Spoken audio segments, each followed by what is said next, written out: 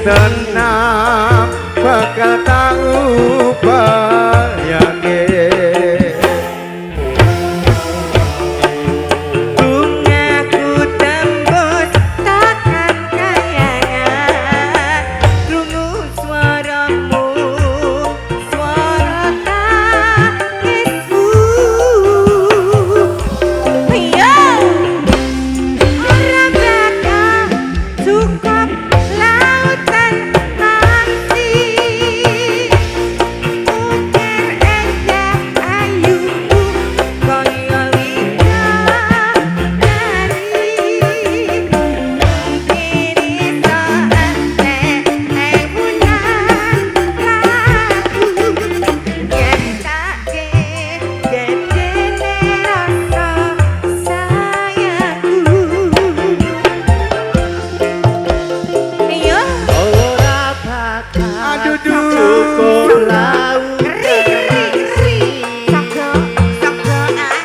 ukir endah ayu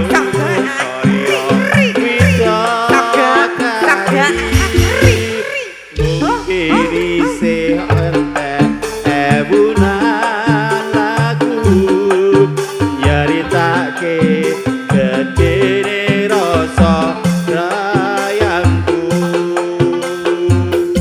ayo deh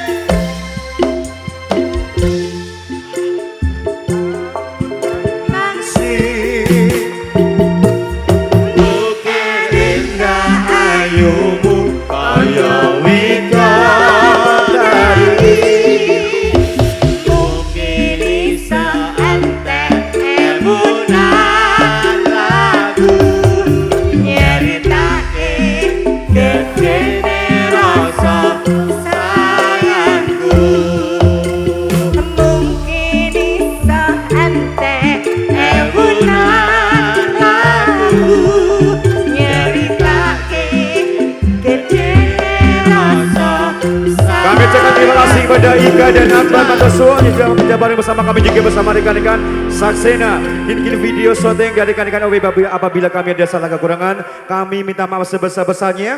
Sekali lagi saya ucapkan selamat berbahagia untuk kedua mempelai Ika dan Akbar. Semoga bahagia selalu, sakinah mawaddah warahmah, dan tentunya cepat mempunyai. Terima kasih. Wassalamualaikum warahmatullahi wabarakatuh.